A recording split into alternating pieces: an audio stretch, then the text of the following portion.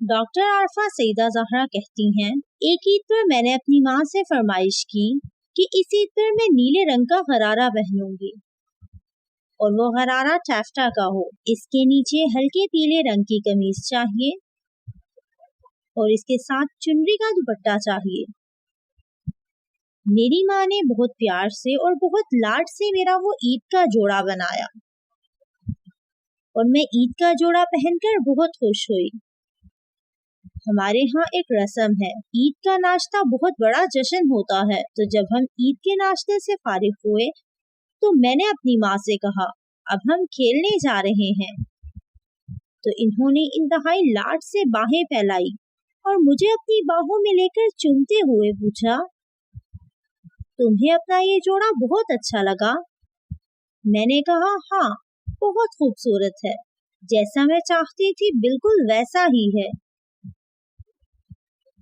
تو امی جی کہنے لگی، بیٹا اب یہ جوڑا تمہارا ہی ہے نا؟ میں نے کہا جی بالکل۔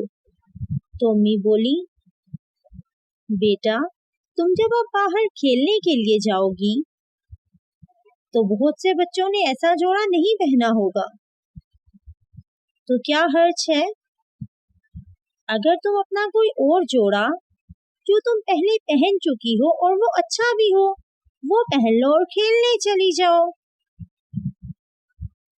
اس وقت میرے دل میں کھیلنا زیادہ اہم تھا، جوڑا زیادہ اہم نہیں تھا۔ میں نے کہا اچھا ٹھیک ہے، بدل لیتی ہوں، اور میں دوسرا جوڑا پہن کر کھیلنے چلی گئی۔ اب زندگی میں مجھے احساس ہوا کہ میری ماں مجھے کیا سکھا کے گئی ہے، یہ کہ لوگوں میں لوگوں کی طرح جیتے ہیں۔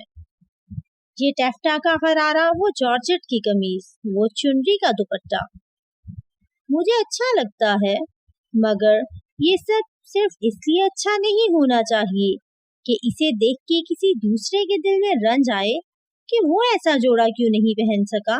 مگر آج لوگ ایسا نہیں سوچتے۔ اس وقت آپ کے ہاں علم بڑی چیز تھی، آج دولت بڑی چیز ہے۔